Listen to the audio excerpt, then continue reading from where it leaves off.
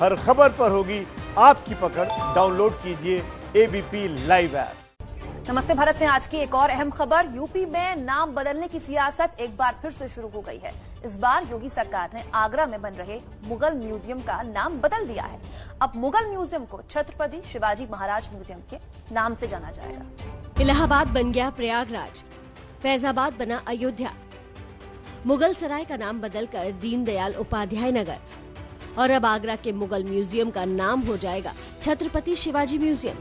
ताजमहल की वजह से दुनिया में मशहूर आगरा में इस वक्त मुगल म्यूजियम का निर्माण हो रहा है, लेकिन योगी सरकार ने म्यूजियम का नाम बदलने का फैसला लिया है। मुगल म्यूजियम को अब मुगलों के सबसे बड़े विरोधी छत्रपति शिवाजी के नाम से जाना जाएगा। आगरा डिवीजन में विकास के कामों की समीक्षा के दौरान खुद मुख्यमंत्री योगी आदित्यनाथ ने इसका ऐलान किया। इस फैसले के बाद योगी आदित्यनाथ ने ट्वीट किया, आगरा में निर्माणाधीन म्यूजियम को छत्रपति शिवाजी महाराज के नाम से जाना जाएगा। आपके नए उत्तर प्रदेश में गुलामी की मानसिकता के प्रतीक चिन्हों का कोई स्थान नहीं। हम सबके नायक शिवाजी महाराज हैं। ताजमहल के पूर्वी गेट पर बन रहे मुगल म्यूजियम को 2015 में अखिलेश सरकार के दौरान मंजूरी मिली थी, लेकिन अब म्यूजियम का नाम बदलकर योगी आदित्यनाथ ने एक तीर से दो शिकार किए हैं। एक तरफ तो उन्होंने हिंदुत्व की राजनीति को और पुख्ता किया है, दूसरी तरफ छत्रपति शिवाजी महाराज के बहाने शिवसेना की सियासत पर बीजेपी का दावा मजबूत किया है। तो उत्तर प्रदेश की सियासत एक बार फिर से नाम के इर्द गिर्द घूम रही है, क्योंकि आगरा में बन रहे मुगल म्यूजियम का नाम बदलने का फैसला योगी सरकार ने ले लिया है, जिस पर सियासत भी गर्मा सकती है। फैसला लिया गया है कि मुगल म्यूजियम का नाम बदलकर छत्रपति शिवाजी के नाम पर रखा जाएगा और इसी को लेकर योगी आदित्यनाथ ने खासतौर पर ट्वीट भी किया। योगी आदित्यनाथ ने आगरा मंडल की बैठक के बाद एक ट्वीट किया। उसमें बताया कि आगरा में निर्माणाधीन म्यूजियम को छत्रपति शिवाजी महाराज के नाम से जाना जाएगा। आगे वो लिखते हैं, आपके नए उत्तर प्रदेश में गुलामी की मानसिकता के प्रतीक चिन्हों का कोई स्थान नहीं। तो योगी आदित्यनाथ ने इस पूरे मसले पर क्या ट्वीट किया है? हम सबके नायक शिवाजी महाराज हैं, जय हिंद जय भारत, ये ट्वीट किया है। तो इसी पर बात करने के लिए हमारे साथ महाराष्ट्र के औरंगाबाद से AIMIM के सांसद सैयद इम्तियाज जलील मौजूद हैं। इम्तियाज साहब, वो कहते हैं ना कि नाम में क्या रखा है, लेकिन उत्तर प्रदेश की सियासत तो इसी के इर्द गिर्द घूम रही है और पिछले कुछ सालों में तो ऐसे कई सारे एग्जाम्पल हमारे सामने आए हैं। क्या रिएक्शन है इस पर आपका? जी बिल्कुल सही कहा आपने कि एक कहावत जो है कि नाम में क्या रखा है, what is there in a name, लेकिन सरकारों के लिए ये बहुत मायने रखता है, क्योंकि जिन सरकारों के पास दिखाने के लिए बहुत ज्यादा कुछ नहीं होता है, तो लोगों का मन भटकाने के लिए एक नई चर्चा को जन्म देने के लिए इस तरह के बहुत सारे सरकारें ऐसे हथकंडे अपनाती है। आपने देखा होगा कि दिल्ली के अंदर भी बहुत सारी सड़कों के नाम बदल दिए गए हैं। महाराष्ट्र में जब भाजपा की सरकार थी तो उन्होंने भी कई शहरों के नाम बदल दिए थे, कई सड़कों के नाम बदल दिए थे, कई जो हिस्टोरिकल मॉन्यूमेंट्स है उनके नाम बदल दिए थे, और अब ये योगी आदित्यनाथ साहब कर रहे हैं। एक बात मैं उनको साफ तरीके से बताना चाहूंगा, उनको और उनके जैसे बहुत सारे नेताओं को, राजनीतिक पार्टियों को, कि इतिहास मिटाया नहीं जा सकता है। देखिए, आपको इतिहास के अंदर कोई कैरेक्टर्स पसंद आते होंगे, कोई कैरेक्टर्स नहीं पसंद आते होंगे, लेकिन हकीकत एक इतिहास रहता है। एक उदाहरण के तौर के ऊपर मुंबई में अगर आपको मालूम होगा कि एक VT स्टेशन हुआ करता था, बहुत मशहूर, जो एक आइकॉनिक बिल्डिंग है मुंबई की, VT स्टेशन की, जिसको अब हम VT स्टेशन नहीं कहते हैं, विक्टोरिया टर्मिनस स्टेशन नहीं कहते हैं, हम उसको अब छत्रपति शिवाजी महाराज टर्मिनस कहते हैं।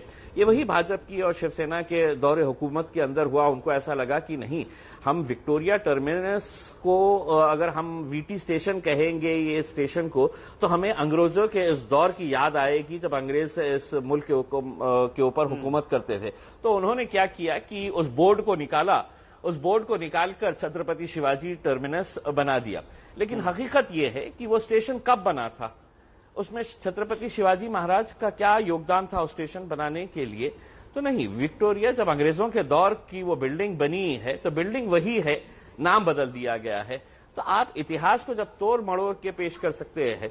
और दूसरी बात यह है कि छत्रपति शिवाजी महाराज के बारे में ये बताया गया है, बचपन से ही हमको ये सिखाया गया है, किताबों के अंदर तक ये दिखाया गया है कि छत्रपति शिवाजी महाराज कैसे एक एंटी हिंदू थे, जबकि हकीकत एंटी मुसलमान थे, जबकि हकीकत ये है कि छत्रपति शिवाजी महाराज के जितने भी ट्रस्टेड सिपह सालार थे, जितने भी उनके करीब का जो एक ग्रुप हुआ करता, उस सत्ता के खिलाफ थे जो देश को गुलाम बनाना चाहती थी। वो वहां पर जरूरी नहीं मुगल होते, कोई और भी होते। जी जी, तब भी मैं आपको शिवाजी महाराज लेकिन यही एक जहनियत,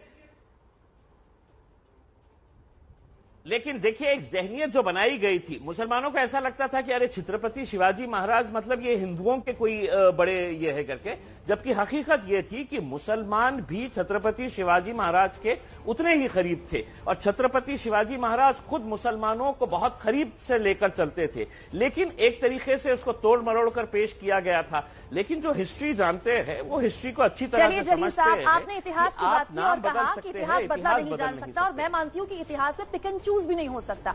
अगर हमारी साझी विरासत मुगल है तो छत्रपति शिवाजी महाराज भी हैं, और यही हमारी गंगा जमनी तहजीब है। क्या दिक्कत? जी बिल्कुल, ये तो महज एक इत्तेफाक है कि आज ये नाम के ताल्लुक से जो आगरा में बन रहा है, जो मुगलों के नाम से रखा जा रहा था, और छत्रपति शिवाजी महाराज, और मैं यहां पर बैठा हूं तो मैं उस राज्य से आता हूं जहां दोनों का ताल्लुक है।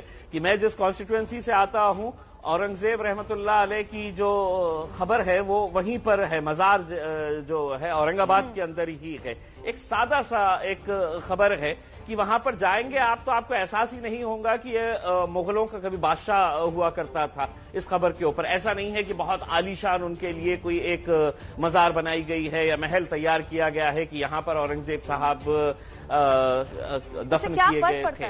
और छत्रपति शिवाजी महाराज भी, अगर मजार कितनी भी छोटी या बड़ी हो, इतिहास में औरंगजेब हैं, उन्हें कोई मिटा नहीं सकता, ठीक वैसे ही जैसे शिवाजी महाराज हैं। वक्त एक ब्रेक।